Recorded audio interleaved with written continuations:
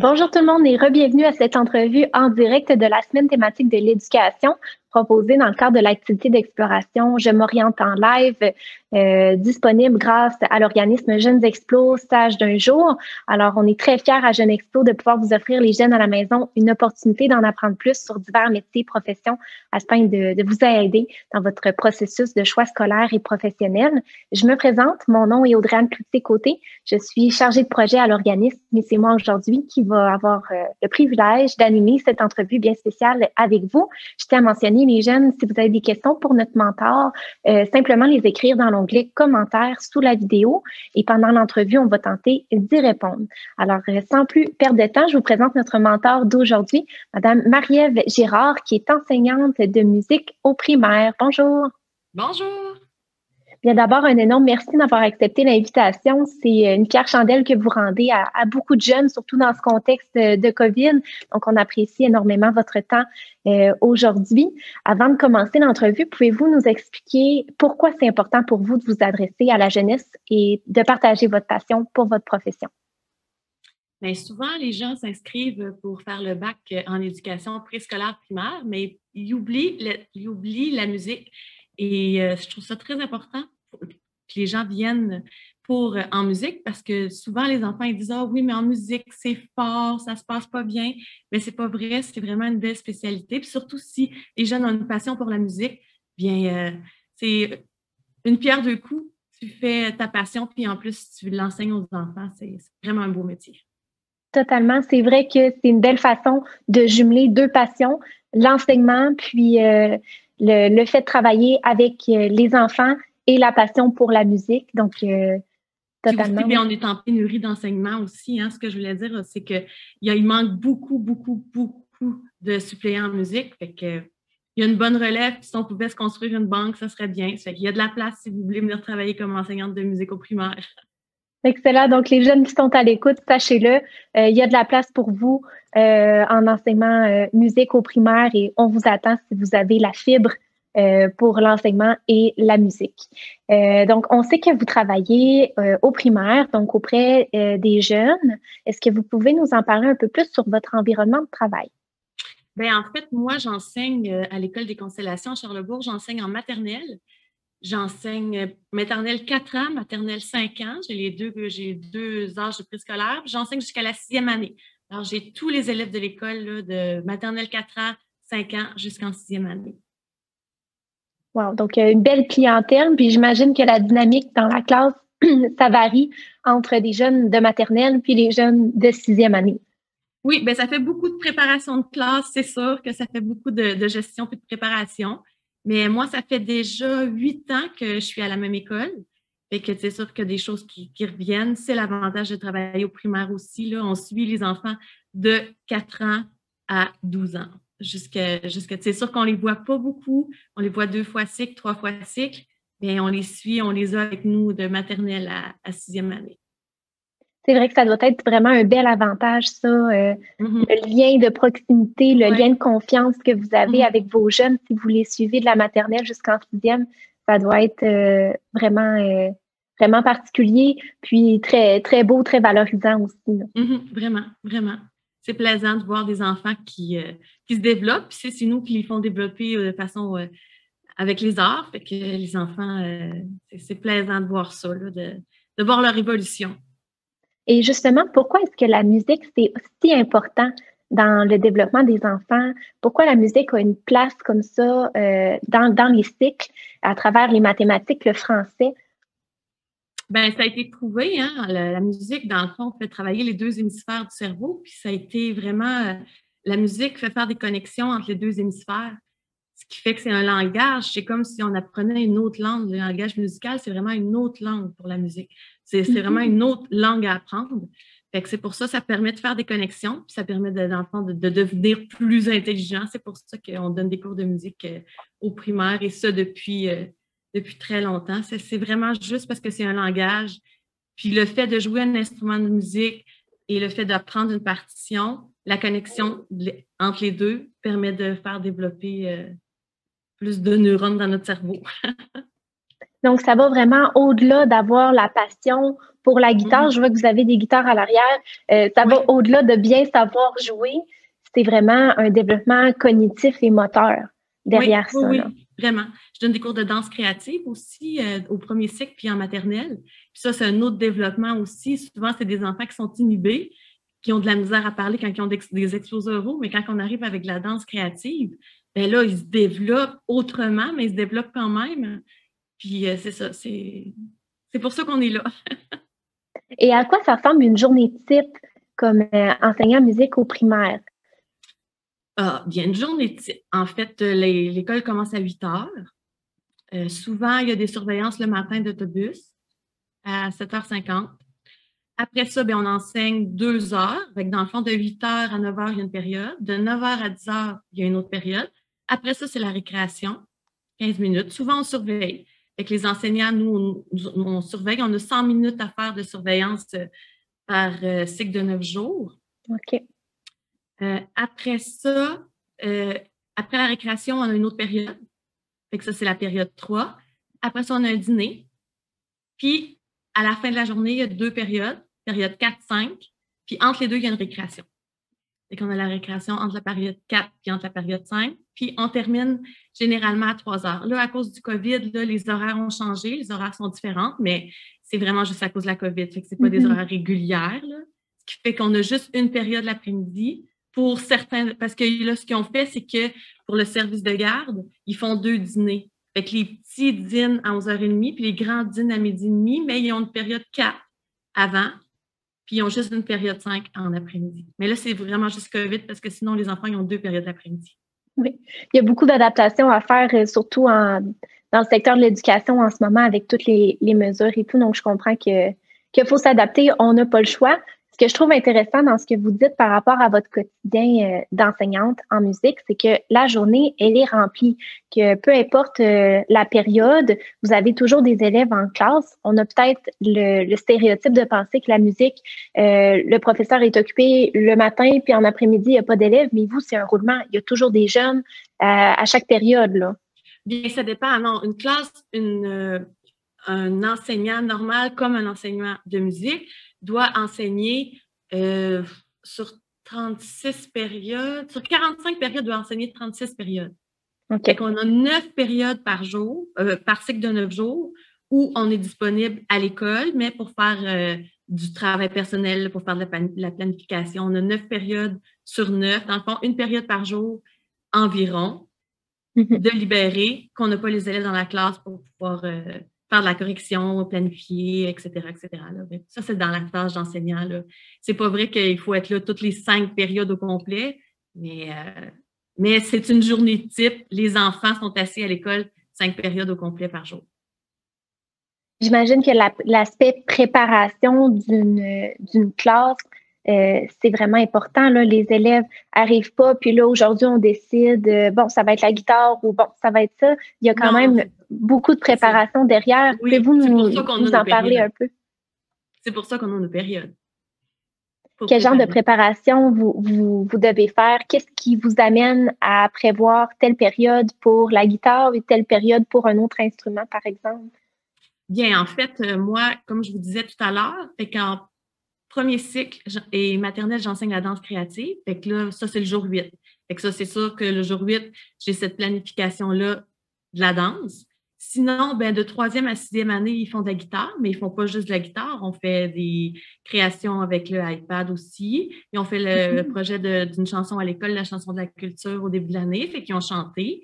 Ça, c'est pour la 3e année, la 6e année. Mais avant ça, les premières et les 2e années, oui, ils font de la danse, mais ils font aussi du xylophone, du chant comme instrument de musique. Là. Sinon, c'est ça. 3e, 6e, eux autres, ben, c'est la guitare pour eux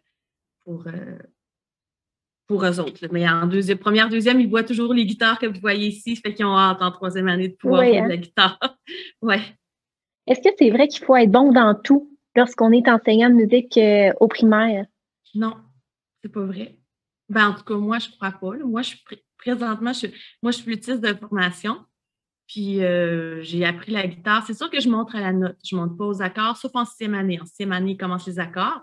Mais je veux dire, une fois qu'on a eu la formation musicale de base, une fois qu'on est allé au cégep en musique, une fois qu'on est allé à l'université en musique, bien, je pense qu'on est capable de montrer à des jeunes du primaire, même si on n'est pas les meilleurs interprètes du monde, là, je pense qu'il y a une façon d'accrocher les élèves, même si on n'est pas obligé d'être les meilleurs musiciens du monde. C'est pas vrai. Puis j'ai enseigné 8 ans au secondaire.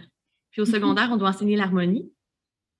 Puis l'harmonie, bien, on ne peut pas apprendre tous les instruments. On ne peut pas être capable de savoir jouer de tous les instruments. Par contre, après une année, on sait les doigtés de tous les instruments. Ça, c'est vrai parce que à force de leur dire, puis c'est quoi donc? Puis c'est sûr que l'enfant, il faut qu'il l'apprenne, mais nous aussi, on l'apprend en même temps. Fait qu'à un moment donné, on le sait, mais avoir un instrument dans la bouche, je ne pense pas que tout le monde soit obligé d'apprendre les.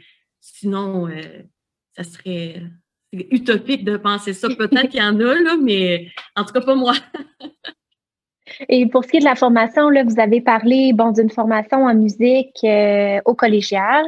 Ensuite, il y a la formation aussi en musique à l'université. Vous, c'est quoi votre parcours de formation? Ben moi, en fait, comme je vous disais, moi, je viens de Sept-Îles. Fait que je viens de très loin. Puis il y avait une école de musique dans le coin.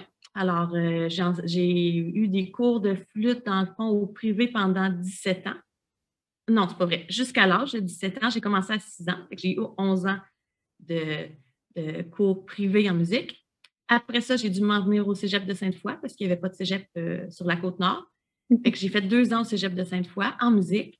Puis j'ai fait mon bac en enseignement de la musique, puis mon bac en interprétation de la musique aussi. Dans le temps, maintenant, là, le bac est 4 ans parce que les stages 4, ils viennent la moitié d'une année pour faire leur stage. Mais moi, dans mon temps, c'était juste 15 jours de stage au primaire, puis 15 jours de stage au secondaire, ce qui fait que le bac était de 3 ans.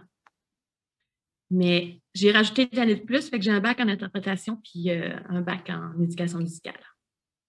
C'est mon parcours. Donc, c'est un beau parcours que vous avez réalisé. Pour les jeunes à la maison, si on résume, donc une fois terminé le secondaire, on entre au cégep. À ce moment-là, vous pouvez faire une formation spécialité en musique. Et par la suite, ça serait de rentrer au baccalauréat en enseignement de la musique, qui est une durée de 4 ans. Et si je comprends, la dernière année de votre formation, c'était vraiment en stage directement dans les écoles auprès des jeunes. Ça, c'est vraiment intéressant qui ait ajouté ce volet-là à la formation.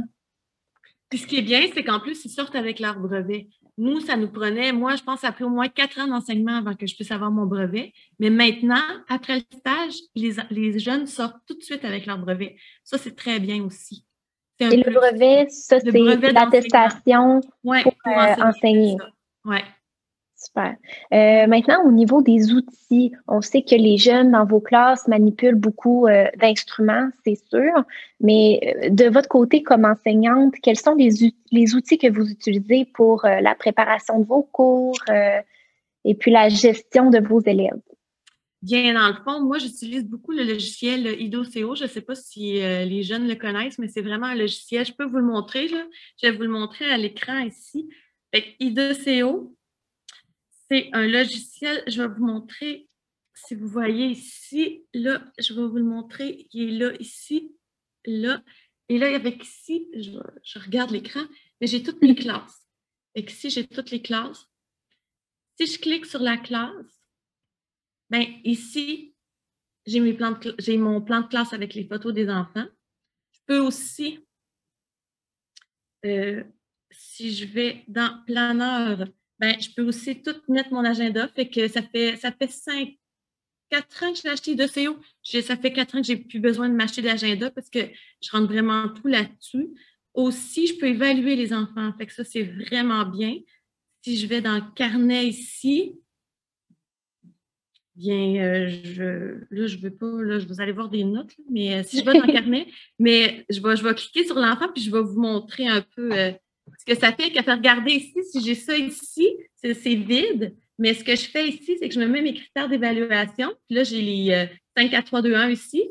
L'enfant live, je peux l'évaluer. Fait que dans le fond, je clique avec mon doigt. Là, je ne sais pas si ça fonctionne, mais je clique avec mon doigt sur l'évaluation. Puis après ça, ça va dans fait. Alors après ça, j'ai juste à faire calculer mes notes et tout ça. Puis pour un professeur de musique qui a 18 groupes à évaluer, Bien, ça me prenait environ 3 à 4 semaines, tout compiler mes notes puis les rentrer. Tandis que là, maintenant, j'ai juste à faire calculer, ils calculent tout. J'ai rentré mes notes, il fallait les rentrer pour le 29 janvier, non, pour aujourd'hui, mais je les ai fait durant la dernière pédagogique. Ça m'a pris 3 heures au lieu de 3 à 4 semaines. Donc, la technologie dans les établissements scolaires, c'est un outil d'éducation pour les jeunes, mais c'est aussi un très bon outil de planification et de gestion pour les enseignants. Vraiment, puis c'est surtout aussi que c'est beaucoup plus clair. On peut vraiment mettre les barèmes. Celle-ci, on veut que cette évaluation-là vale plus ou moins, c'est beaucoup moins difficile. Puis tout ce qui est des critères d'évaluation aussi, on peut dire ce critère-là, je voudrais qu'il soit plus, celui-là moins. Fait que c'est vraiment plus précis comme évaluation aussi. Et ça justifie plus notre évaluation. C'est pour ça que c'est bien. Maintenant, au niveau des perspectives d'emploi, on sait que quand on a terminé son baccalauréat en enseignement de la musique, on a notre brevet d'enseignement, c'est possible d'aller directement dans les établissements pour enseigner à des classes. C'est possible de le faire au primaire. Vous avez aussi travaillé au secondaire. Est-ce qu'il y a d'autres possibilités d'emploi?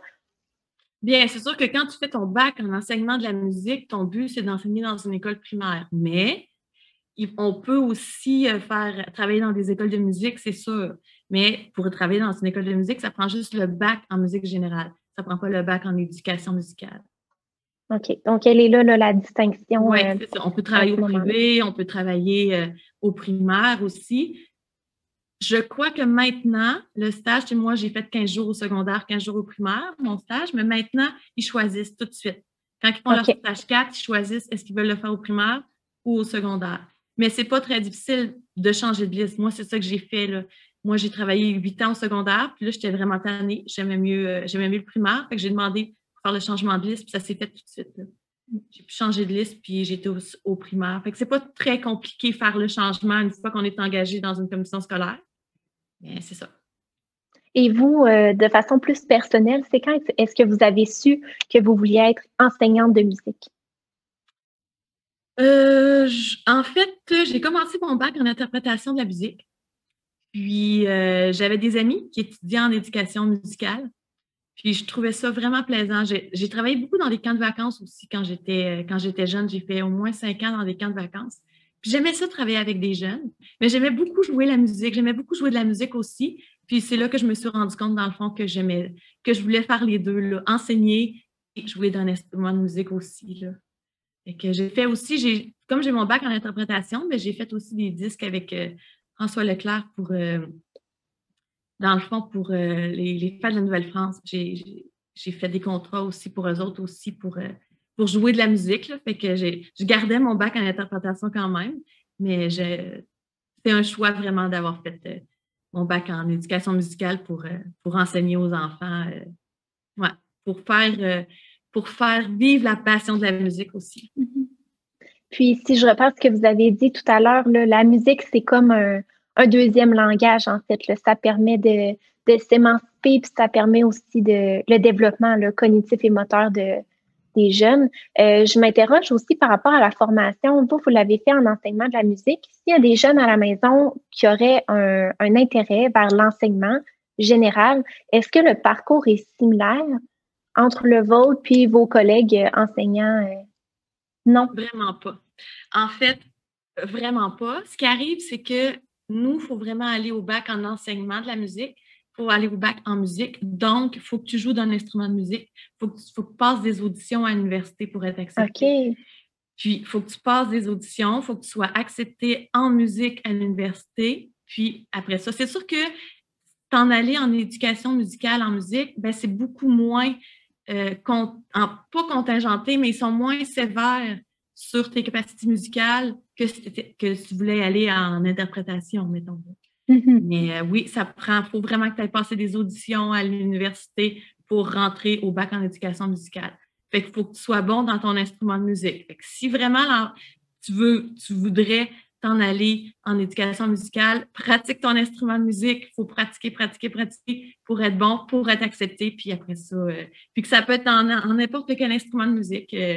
À l'Université Laval, ils ont pratiquement de tout, là. Puis il y a Puis des c'est profs à quoi l'Université Laval. Ah, pardon? Non, allez-y, je vous laisse aller. Il y a des profs à l'Université Laval qui viennent juste pour un élève. Là.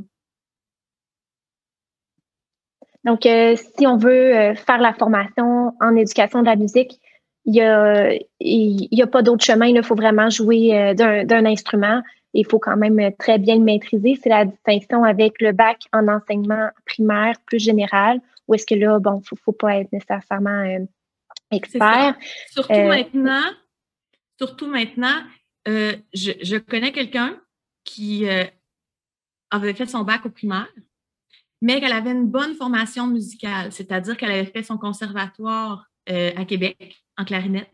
Puis mais elle avait son bac au primaire. Fait que oui, elle a pu avoir un poste en musique, mais c'était juste parce qu'elle avait des excellentes connaissances en musique préalablement à cause qu'elle avait fait du conservatoire. Elle n'avait pas son bac en éducation musicale, mais elle avait déjà un bac en éducation. Moi, comme enseignante de musique, je ne pourrais pas enseigner en éducation. Je ne pourrais pas avoir une classe titulaire. Il faudrait que j'aille faire d'autres cours à l'université pour vraiment enseigner dans une classe titulaire. C'est d'un côté puis de l'autre. Ouais. C'est un bon point que vous amenez. Effectivement, là, ça peut être une interrogation là, que certains jeunes ont. Est-ce que c'est possible de faire le bac comme enseignement de musique, puis ensuite de transférer dans une classe régulière? Mais ce que je comprends, c'est que non, il faudrait faire des cours préalables à ce moment-là. Oui. Autrement, quelles seraient selon vous les qualités requises pour être un bon ou une bonne enseignante en musique au primaire? Bien, il faut être vraiment très créatif. Il faut vraiment être très créatif. Il faut avoir une capacité d'adaptation incroyable parce que, tu sais, on vit avec des enfants, là. Puis des enfants, bien, c'est ça. Il faut s'adapter. Il faut avoir une poker face. mais ensuite de ça, des bonnes qualités, ben, c'est sûr que, tu sais, faut être là. Il faut être à l'écoute des enfants. Il faut aimer faire des projets aussi. Que les enfants s'habillent beaucoup avec des projets. Mais ouais, je pense que c'est à peu près ça. Là. Donc, une bonne écoute, une capacité d'adaptation. J'imagine aussi, ben, c'est sûr, la créativité, ça occupe une place assez importante, que ce soit en musique ou même dans les classes régulières. Un enseignant doit quand même se montrer créatif pour garder ses jeunes motivés. Et sinon, ça serait quoi les plus grands défis qu'on peut avoir dans notre classe? On a peut-être le présupposé que justement, les classes de musique, c'est bruyant, il y a de la gestion à faire. Qu'est-ce que vous en pensez de cet aspect-là? Ben, tu sais, le plus grand défi, c'est beaucoup les jeunes qui ont de la difficulté. Tu sais, de maternelle à 6e année, si ça ne va pas bien avec un enfant, tu l'as de maternelle à 6e année.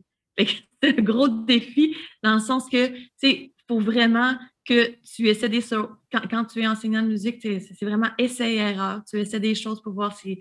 C'est vraiment un beau défi d'essayer d'accrocher un enfant, que ce soit en 6e année, que ce soit en maternelle, que ce soit n'importe quand.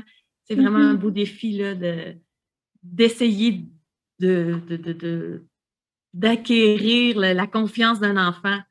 C'est un beau défi. C'est un défi, puis c'est aussi un aspect justement très positif là, de pouvoir garder ces enfants-là de la maternelle jusqu'en 6e année. Vous avez au lien. Oui, c'est ça. Il faut créer des liens. C'est ça. C'est le mot que je cherchais, mais effectivement, créer des liens, c'est des très beaux défis. Comme enseignant de musique, puis nous, on est chanceux. On les crée jusqu'en 6e année, les liens. Et puis, quels seraient vos meilleurs conseils pour les jeunes qui nous écoutent, qui auraient un intérêt vers l'enseignement régulier et encore plus vers l'enseignement de la musique? Ben, mon conseil, c'est vraiment de pratiquer votre instrument de musique pour pouvoir le faire à l'université. Ensuite de ça, côté technologie, bien, tu sais, c'est bien d'être bon parce que je sais que les enfants aiment beaucoup maintenant là, les technologies, les iPads, les Chromebooks. Les enfants, ils aiment beaucoup travailler avec ça. Ça fait que c'est bien de se former là-dedans puis d'apprendre des différentes choses pour pouvoir améliorer, mettons, notre façon d'enseigner. C'est bien. Mais moi, je pense que c'est vraiment de ne pas lâcher puis de continuer de pratiquer leur instrument de musique pour arriver à l'université, pour vraiment être capable d'être accepté puis de pouvoir faire le bac en éducation musicale. Puis, on l'a dit en début d'entrevue, mais L'aspect numéro un, je crois, qui est pertinent de savoir, c'est que quand on fait un enseignement en spécialité, ben, c'est une belle conjugaison justement entre la passion pour l'éducation pour les enfants et sa passion pour la musique, que ce soit aussi pour les arts, l'art plastique, c'est aussi une spécialité. Donc, c'est vraiment un bel arrimage là, entre les deux. Puis ça permet justement d'avoir des profs vraiment passionnés par ce qu'ils font. Oui, vraiment, vraiment, vraiment. Moi, je fais du chant choral aussi, je ne vous l'avais pas dit, mais ouais, je fais de la chorale avec les enfants. Je les ai apportés au rempart pour chanter l'hymne national. Puis on voit les enfants, ils sont émerveillés, là. Puis il y a des enfants là-dedans qui, quand Sylvia m'a mis, il a pratiquement lâché là, déjà. Là, mais juste à cause de ça, là, ça a mis une petite lueur dans leurs yeux. Puis vraiment, on accroche des enfants sans le vouloir, mais il y a des enfants qui ont besoin d'être accrochés dans la vie, puis la musique, ça sert à ça. Puis je pourrais en nommer plein des enfants que j'ai accrochés durant mes 8 années ici, mais ouais, ça sert à ça, la musique. Ça sert à accrocher des enfants.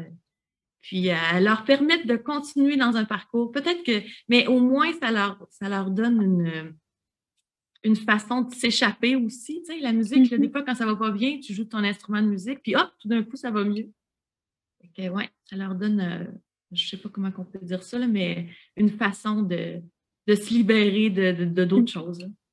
Puis on l'a dit tout à l'heure aussi, au niveau des qualités, il faut être à l'écoute comme enseignant en spécialité en musique. Puis, puisque la musique aussi, c'est une deuxième parole, ben, vous devez être attentive aussi là, à cet aspect-là plus émotionnel de la part de vos élèves. Ça peut être aussi un moment privilégié que les jeunes ont avec leur prof de musique pour pouvoir s'exprimer en parole ou par leur instrument. Donc ça doit Ouais, être c'est ça. aussi intéressant là, dans Nous, les on fait de classes. l'appréciation aussi, fait que, de l'appréciation musicale, parce que on fait de l'interprétation, de la création, puis on fait de l'appréciation. Souvent, on leur montre là, les différentes émotions. Fait que, ouais, ça permet de verbaliser aussi. Il y a sans doute justement des aspects que vous voyez en classe en musique que les enseignants de classe régulière ne voient pas nécessairement. Est-ce Ouais, c'est qu'ensuite ça. la communication avec tout le cadre enseignant et les intervenants scolaires, c'est important dans votre travail? Oui, vraiment, vraiment.